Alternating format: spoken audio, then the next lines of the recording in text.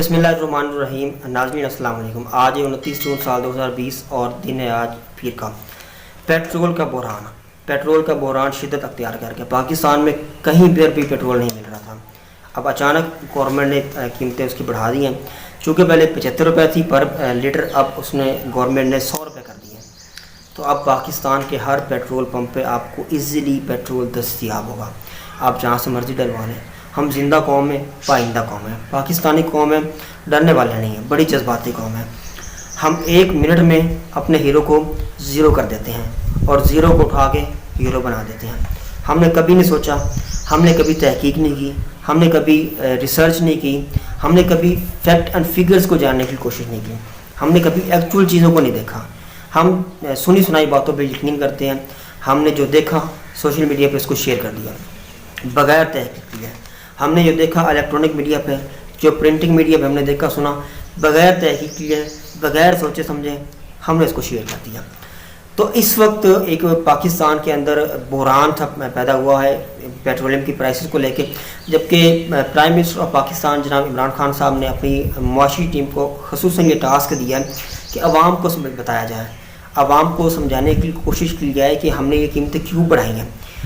Government کے پاس صرف ایک ہی جواب ہے, وہ یہ ہے کہ انٹرنیشنل مارکیٹ میں پیٹرول کی پرائسز بڑھی ہیں لہذا ہم نے بھی بڑھا دی ہیں. یہ تو کوئی بات نہ ہوئی. ابھی گورنمنٹ کے ایک وزیر جن کا نام ہے عمر ایوب صاحب, انہوں نے کہا ہے کہ پورے بر صغیر میں پاکستان کے اندر پیٹرول کی جو پرائسز ہے وہ کم ہے. بات ان کی بالکل ٹھیک ہے. اسی طرح شہباز گل نے بھی اسی بات کو دہرایا اور انہوں نے اپنے ملک کو دوسرے ملکوں کے ساتھ کمپیئر کیا ہے, جیسے کہ چائنا کے, انڈیا کے ساتھ, بنگلہ دیش, نیپال, بھوٹان اور سری لنکا کے ساتھ. تو بھائی اگر آپ کمپیئر کر رہے ہیں تو آپ ان کی جی ڈی پی دیکھیں, ان کا پر کیپیٹا انکم دیکھیں, تب کمپیئر کریں نا. تب ہمیں بھی پتہ چلے کہ آپ نے واقعی جو فیصلہ لیا ہے وہ بالکل ٹھیک لیا ہے.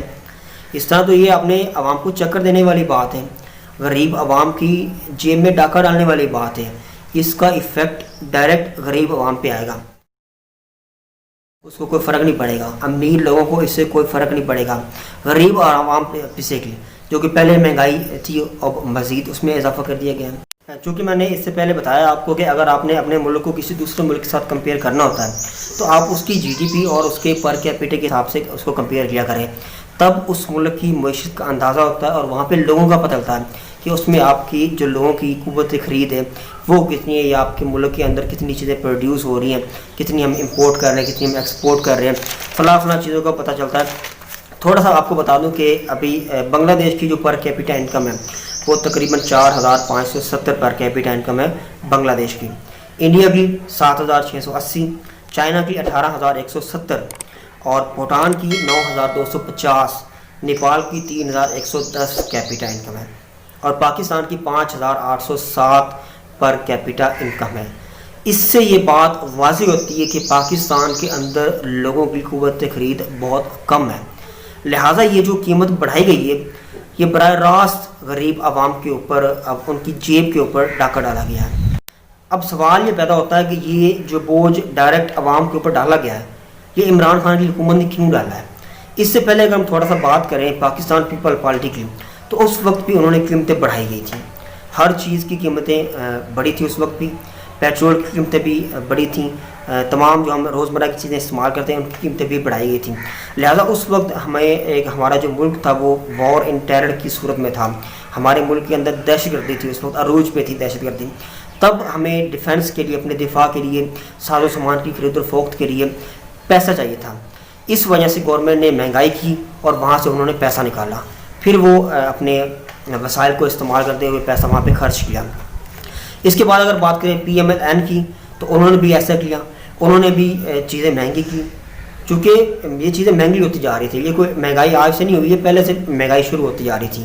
لہذا اس گورنمنٹ نے مزید مہنگائی کر دی ہے. اب پی ایم ایل این کے دور میں مہنگائی ہوئی, چیزوں کا اضافہ ہوا. اسی طرح کچھ لوگ کہتے ہیں کہ انہوں نے منی لانڈرنگ بھی کی اور کچھ لوگوں کا کہنا ہے کہ اب انہوں نے پاکستان کا پیسہ کھایا بھی ہے. اب یہ تو اللہ ہی بہتر جانتا ہے کہ کس نے کتنا کھایا ہے اور کس نے کیا کیا ملک کے لیے. اس موجودہ حکومت کی اگر بات کریں پی ٹی آئی کی, تو پی ٹی آئی کو ایک جو شدید چیلنج کا سامنا ہے وہ ہے کرونا وائرس, جہاں پہ پوری دنیا اس کو لے کے افیکٹ ہوئی ہے, وہاں پہ ہم بھی افیکٹ ہوئے ہیں. ہماری معیشت پہلے کمزور تھی، پہلے ڈاؤن تھی، مزید ڈاؤن ہو گئی ہے کرونا وائرس کی وجہ سے۔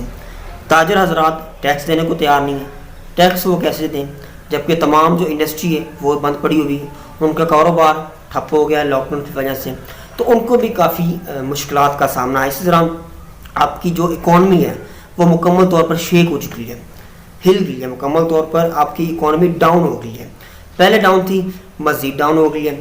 تو اس کو چیلنج کو پورا کرنے کے لیے گورنمنٹ نے ابھی یہ جو پیٹرول کی قیمتیں اس وجہ سے بڑھائی ہیں تاکہ آپ اپنی جو اخراجات ہیں ان کو پورا کر سکیں، اپنے وسائل کو پورا کر سکیں، اپنے وسائل کو اپنے لوگوں کے لیے استعمال کریں، صرف ایک ہی اللہ سے بچنے کے لیے۔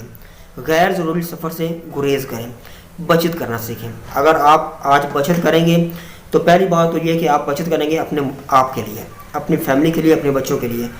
دوسری بات یہ، اگر آپ بچت کرتے ہیں تو آپ اپنی فیملی کے ساتھ ساتھ اپنے ملک کے لیے بھی بچت کریں۔ اگر آپ لوگ اس وقت اس موجودہ صورتحال کے اندر بچت نہیں کریں گے تو حالات آؤٹ آف کنٹرول ہو جائیں گے۔ بچت کرنا سیکھیں، کیونکہ اس گورنمنٹ کی پالیسیوں کو دیکھ کے، ہمارے معاشی حالات کو دیکھ کے یہ لگ رہا ہے کہ قیمتیں بڑھیں گی، آپ کی پیٹرول کی قیمتیں اور بڑھیں گی، جس میں بجلی کی قیمتیں بڑھیں گی، گیس کی قیمتیں بڑھیں گی، ٹیکسز بڑھیں گے، آپ کی جو روزمرہ کی بنیادی چیزیں ہوتی ہیں ان کی قیمتیں بھی بڑھیں گی۔ جہاں جہاں پہ جس مافیا کو گورنمنٹ نے ہاتھ ڈالا ہے ان کا فائدہ ہی ہوا ہے۔ کیسے فائدہ ہوا ہے؟ چینی کے اوپر انہوں نے ہاتھ ڈالا اس گورنمنٹ نے، چینی کی قیمت وہی کی وہی ہے، ان کو فائدہ ہو رہا ہے۔ پیٹرول کے اوپر گورنمنٹ نے ہاتھ ڈالا، پیٹرول کی قیمتیں بڑھ گئی۔